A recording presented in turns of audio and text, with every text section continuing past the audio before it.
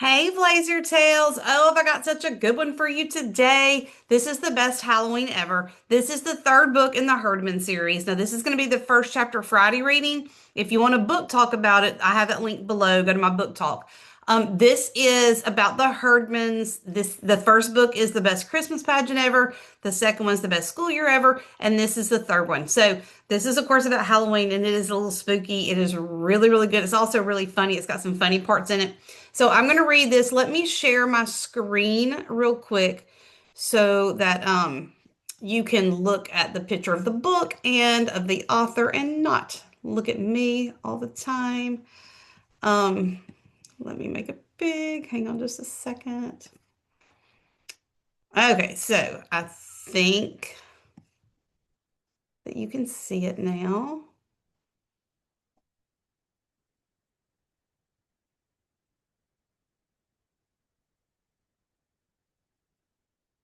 Well, I don't know what's wrong.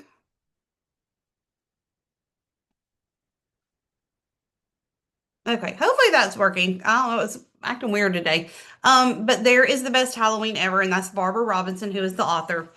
And so let's read chapter one.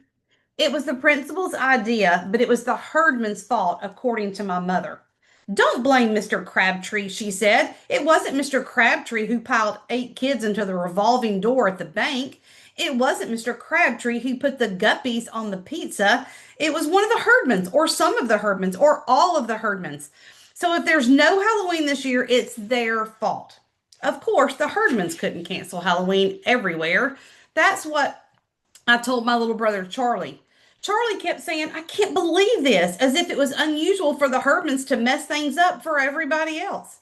It wasn't unusual. There were 6 Herdmans: Ralph, Imogene, Leroy, Claude, Ollie, and Gladys. Plus their crazy cat, which was missing one eye and half its tail, and most of its fur and any good nature it ever had. It bit the mailman and it bit the Avon lady, and after that, it had to be kept on a chain, which is what most people wanted to do with the Herdmans. I used to wonder why their mother didn't do that with them, but after all, there were 6 of them and only one of her. She didn't hang around the house much anyway, and you couldn't really blame her. Even my mother said you couldn't really blame her. They lived over a garage at the bottom of Sproul Hill, and their yard was full of whatever used to be in the garage: old tires and rusty tools and broken down bicycles and the trunk of a car. No car, just the trunk. And I guess the neighbors would have complained about the mess, except that all the neighbors moved somewhere else. Lucky for them, Charlie grumbled. They don't have to go to school with Leroy like I do. Like we all do, actually. The Herdmans were spread out through Woodrow Wilson School, one to each grade, and I guess if there had been any more of them, they would have wiped out the school and everybody in it. As it was, they wiped out Flag Day when they stole the flag, and Arbor Day when they stole the tree. They had ruined fire drills and school assemblies and PTA bakes, and they let all the kindergarten mice out of their cage and then filled up the cages with guinea pigs.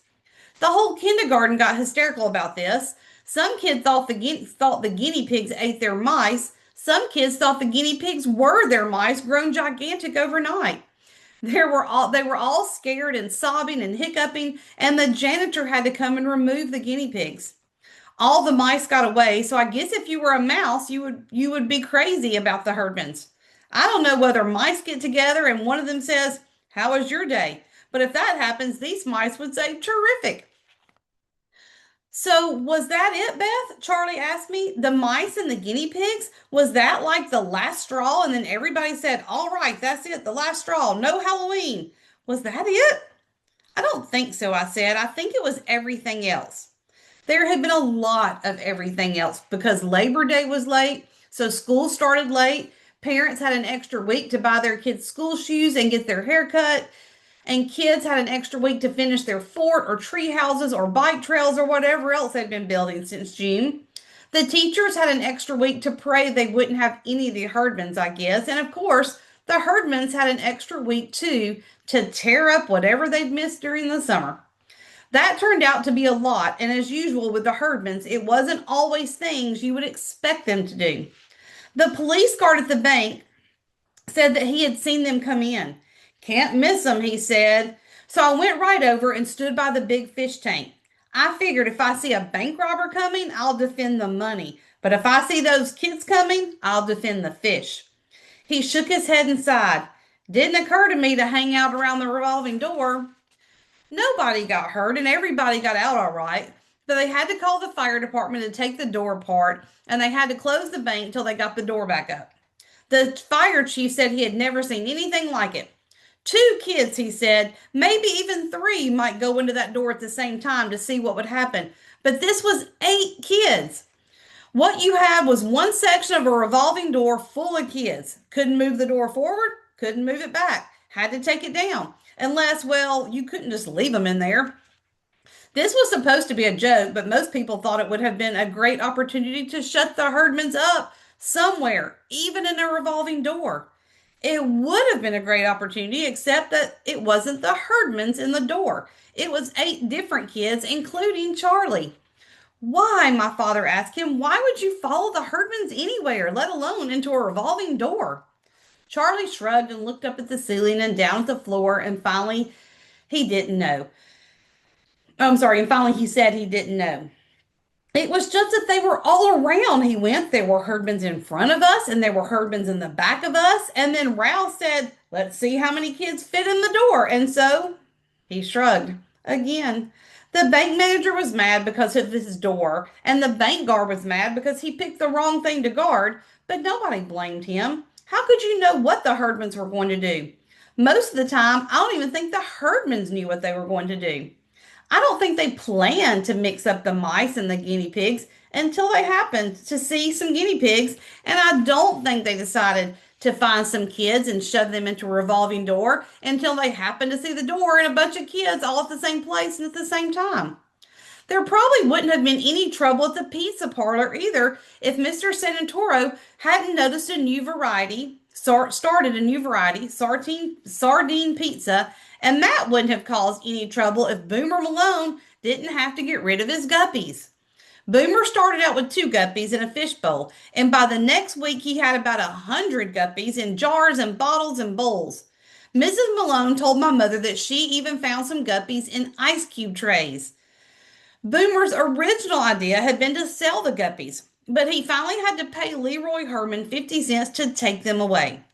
According to Gladys, they were going to dump all the guppies into their bathtub and charge kids a quarter to come and see the guppies go down the drain all at once. It won't hurt them, Gladys said. They'll just go wherever the water goes and swim around. They'll like it. Maybe so, but it never happened. Before they got the guppies home and into the bathtub, Leroy and Claude and Gladys stopped in the pizza parlor, saw 6 sardine pizzas on the counter, and immediately swapped the guppies for the sardines. Nobody ever did think that sardine pizza would be a success, but as Mr. Sanatori said, after that, sardine pizza didn't even have a chance. The customers agreed. One man said he didn't think he'd ever eat any kind of pizza again. Wasn't looking, he said. Took a bite. The next thing I knew, there was a half a guppy in my mustache.